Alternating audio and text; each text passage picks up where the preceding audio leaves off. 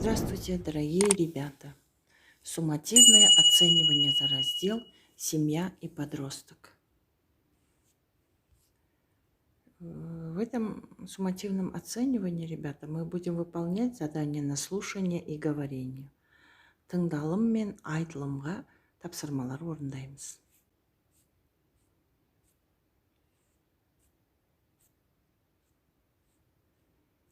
Прочитайте текст и выполните задание.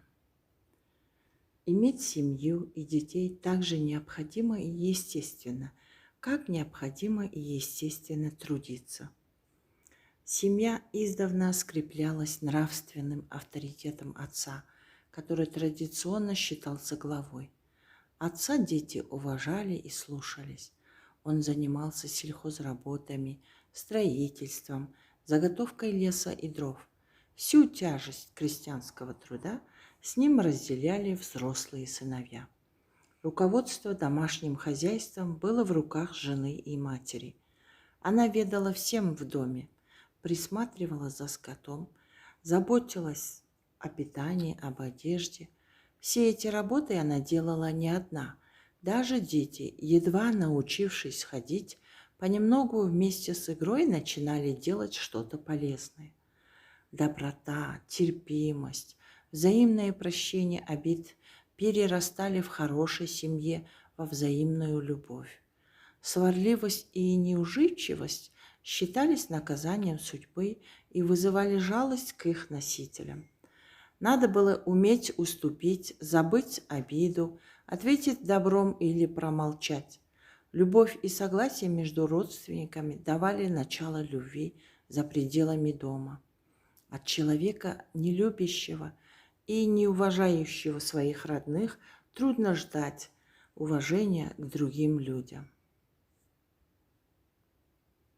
Ответьте на вопросы. О чем говорится в тексте? О любви и согласии между родственниками, о роли родителей в семье. Чему учит текст? Уважать и любить своих родных, любить труд, помогать своим родителям. Третье задание. Перечислите 3 положительных качества и 2 отрицательных качества людей из текста. 3 положительные – доброта, терпимость, взаимное прощение обид. 2 отрицательных качества – это сварливость и неуживчивость. Задание на говорение. Перескажите кратко текст, заменяя данные слова и словосочетания равнозначными фразами, передающими смысл и идею текста. Перескажите, опираясь на вопросы. Осы берілген мәтінді жаңағы айтылымда оның қысқаша мағынасын айтып берулеріңіз керек. Мынау сұрақтарға сүйеніп айтсаңыздар болады. Что особенно вам понравилось в тексте? Мәтінде сізге не ұнады? Что нового узнали из текста?